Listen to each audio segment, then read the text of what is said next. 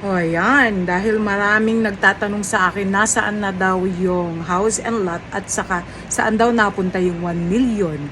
Okay, so I have searched yung mga videos. Wala akong nakita talaga na napunta si Diwata sa bangko, kundi right that moment, dalang-dala na yung bayong na punong-puno ng 1 million at kung ano-ano pa, tapos pumunta doon at nakipagkita kay Rosmar. So, saan napunta yung 1 million?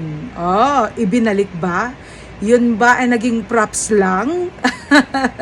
Katulad yung susi na pinakita na house and lot ang nakalagay sa picture ng susi na malaki, ay yung pala isang container lang. Oh my God.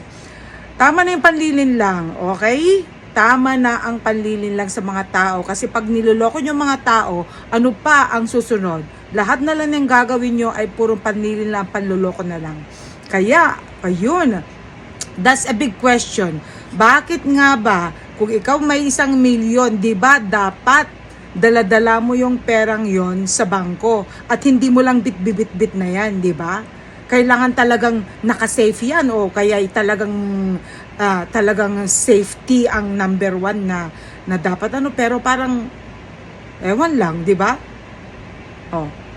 Natural, kung pera ko yon talagang dadaling ko agad sa bangko. Hindi yung basta-basta ko na lang ilalagay sa bayong pagkatapos pupunta makipagkita ulit doon sa nagbigay. Para ano? Ayun, pagkatapos the same angle noong nagkaroon na sila ng event, ay yung pala nandoon yung 1 million na isang cheque na malaki. Kaso nga lang, yung 1 million is hindi cash, kundi yung 1 million na yun is worth of beauty products na bago magamit na cash ni Diwata ay kailang ibenta pa niya.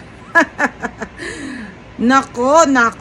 Kaya pala yung pag-uwi na ni Diwata, na I can see yung the same polo shirt eh. Yung pag-uwi niya, sabi niya, masakit ang ulo ko. Tapos parang wala siya sa mood. Dapat masaya siya, di ba? Nakatanggap lang siya ng another 1 million, di ba? So, ano na yan, Diwata? Bakit hindi ka mukhang masaya?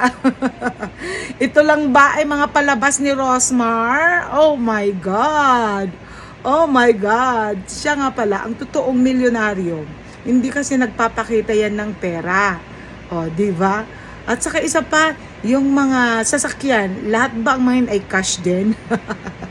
Madali lang naman kumuha ng mga ganyan na installment. Kasi ginagamit talaga ng mga yan, yung mga company na nagbebenta ng mga beauty products na kunwari, may mga Mustang, may mga Ferrari, may mga kung ano-ano silang mga mamahaling kotse, yung pala ay puro mga utang.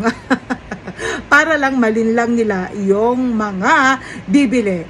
Eto, dahil total, ginawa na rin lang pala na endorser itong si Diwata, okay, antayin natin mga 3 months, 6 months, o 1 year.